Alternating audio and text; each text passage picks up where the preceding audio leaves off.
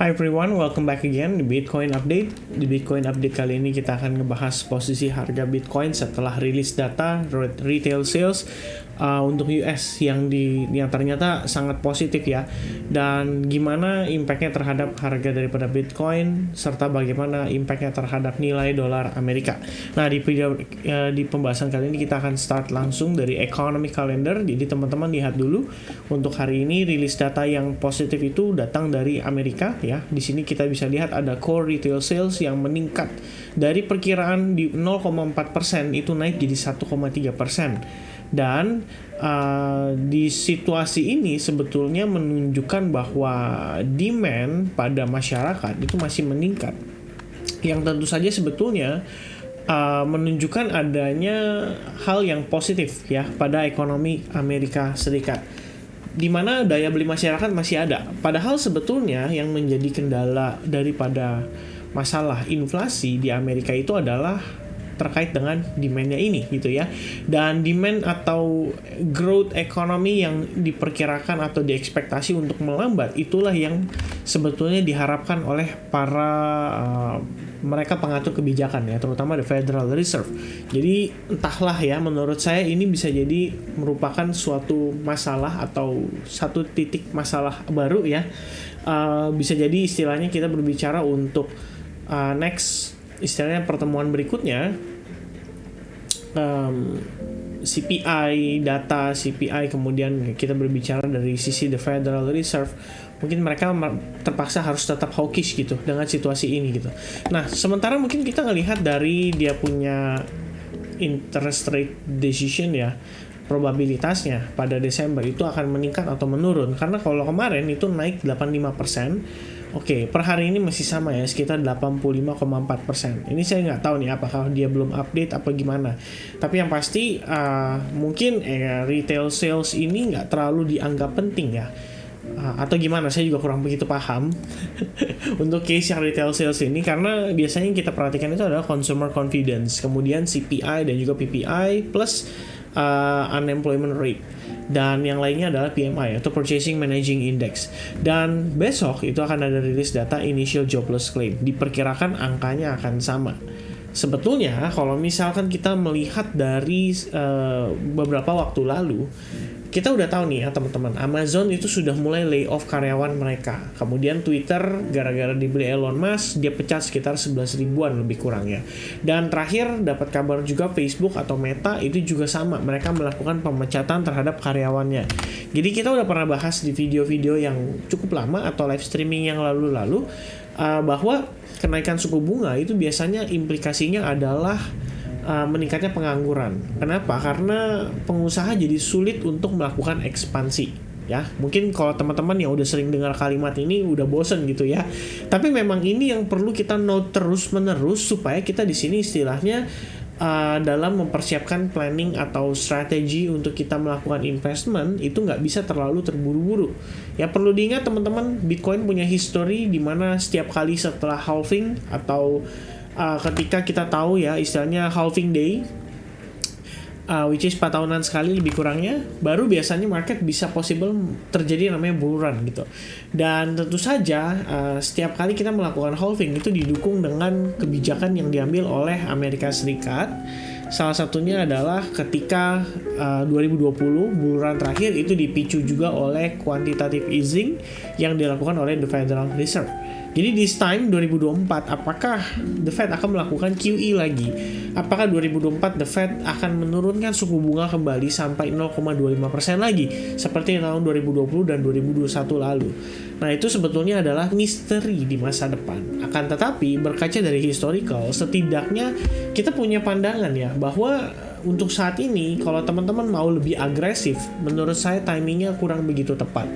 Tapi nggak ada salahnya udah mempertimbangkan untuk punya planning melakukan DCA atau istilahnya kita melakukan cicil beli dulu dari harga saat ini, karena menurut saya udah cukup murah atau relatif murah lah bagi sebagian orang. Oke, teman-teman coba ingat pada harga Bitcoin tahun ini terendahnya tuh di berapa? Kita berbicara 2022. Kalau buat teman-teman yang jawab baru beberapa hari lalu terendahnya, that is the correct answers, the correct answer ya. Dan otomatis kita ini beli udah deket banget sama harga terendahnya pada tahun 2022 ya. I'm not sure apakah November atau Desember ini kita akan melihat harga yang lebih rendah lagi daripada harga saat ini. Well, I think probably ya, punya possibility yang lumayan tinggi juga untuk hal itu untuk terjadi, ditambah dengan sentimen yang baru-baru ini terjadi ya di market crypto sendiri, di internalnya seperti FTX dan kawan-kawan.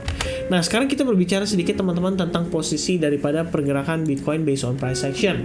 Jadi yang menarik adalah setelah tadi retail sales dirilis datanya, dolar itu sempat menguat. Ya, jadi kalau kalian yang sempat following pergerakan harga dolar itu sempat menguat, tapi kemudian kita ter-reject lagi ya menjelang closing pada sekitaran jam berapa nih? 38 menit dari sekarang ya.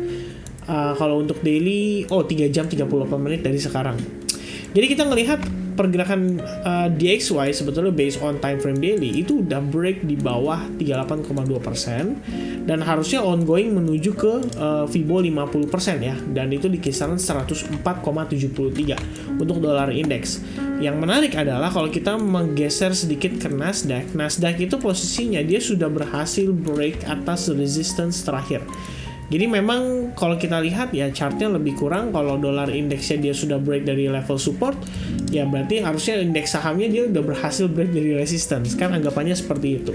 Nah, ini sebenarnya yang menjadi dilema kalau bagi saya adalah ketika sahamnya mulai terrecovery, Bitcoinnya belum terrecovery. Jadi istilahnya sahamnya udah mulai create yang namanya higher high, Bitcoin itu belum. Ya, yang terjadi pada Bitcoin malah sebaliknya, kita create yang namanya lower low ya. Jadi sekali lagi memang kita nggak bisa bilang juga, karena sentimen market crypto saat ini sangat didominasi oleh kekhawatiran para pelaku pasar terhadap exchange yang akan berpotensi rontok setelah FTX ini.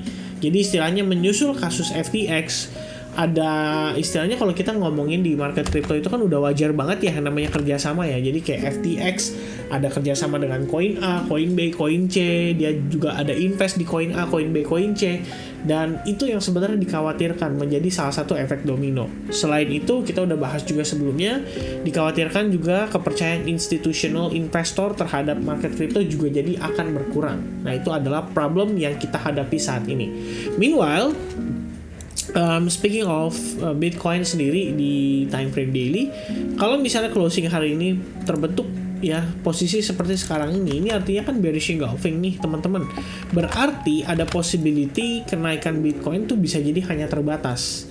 Jadi yang kita harapkan adalah kalau misalnya kita mau melihat Bitcoin testing terhadap level $18.000, pertama Bitcoin harus mampu bertahan di atas level Fibo 78,6% pada pergerakan di swing satu ini ya. Jadi kalau misalnya kita lihat ini adalah wave 1, and then asumsi saya adalah ini ABC corrective pattern untuk menuju ke wave 2. Lalu baru kita naik menuju ke potential wave 3. Dan wave 3-nya ya ini bukan yang panjang banget gimana ya teman-teman ya. Ini naik cuma sampai 17.700. Jadi memang so far level $17.000 ini menjadi resistance yang sangat kuat untuk Bitcoin. Oke. Belum lagi tadi waktu kita ngelihat penguatannya terbatas, saya sempat update juga ke teman-teman di Telegram ya. Kita sempat inform juga ke teman-teman di sana kalau kita ngelihat ada possibility daripada Bitcoin itu bisa breakdown dulu. Mengingat pada time frame 15 menit kita cenderung membentuk yang namanya rising wedge setelah adanya rejection ya. Jadi setelah adanya rejection pada area resistance-nya kita ngelihat harga cenderung naik korektif, and then saya sempat berasumsi bahwa kita bisa turun testing sampai ke level Fibo 50%. Nyatanya kita melewati Fibo 50% dan akhirnya kita testing terhadap Fibo 78,6%. Jadi buat teman-teman mungkin yang belum follow Telegram kita, make sure kalian follow Telegram kita, karena ini tadi saya share sekitar jam 13:12 ya. Jadi sekitar jam 1 siang tanggal 16 November. Nah, kita sempat updatekan kepada teman-teman. Jadi teman-teman bisa lihat sendiri bagaimana kita memberikan ilustrasi ya atau possibility bahwa market Bitcoin atau Bitcoin price itu masih bisa terdecline lagi. Dan pada akhirnya kita lihat decline terjadi, tapi ternyata yang di luar ekspektasi adalah dia turun sampai ke Fibo 78,6%-nya. Nah, sebenarnya ngelihat situasi kayak gini, ini bisa memberikan makna ya bahwa buyers tuh momentumnya udah nggak sesignifikan sebelumnya. Tapi tetap kita harus mempertimbangkan ya bahwa posisi harga saat ini itu masih berada dalam teritorinya si wave 1 ini. Jadi kalau misalnya teman-teman berasumsi bahwa kenaikan ini dan ini adalah proses koreksinya, oke, that is the correct answer ya teman-teman. Jadi memang proses yang terjadi di dalamnya ini adalah merupakan proses koreksi daripada kenaikan di wave 1. Jadi mungkin untuk sementara saya cuman pribadi lihat aja dulu gimana reaksi Bitcoin terhadap level Fibo ini ya. Yang lebih bagus adalah kalau dia bisa break dari highest level sebelumnya, yaitu di kisaran harga $17.000. Maka kita akan berpotensi untuk testing menuju ke level $18.000 secara midterm. Dan itu sementara adalah harapan kita semua ya. Mungkin teman-teman, saya nggak tahu kalau yang lain gimana ya. Jadi sementara itu dulu mungkin untuk update saya seputar Bitcoin. Hopefully update ini bisa memberikan informasi dan pandangan yang baru buat teman-teman sekalian. Dan semoga kiranya video ini bisa memberikan manfaat yang positif. Sampai ketemu lagi di update berikutnya guys. God bless everyone. Have a nice day. Cheers and bye-bye.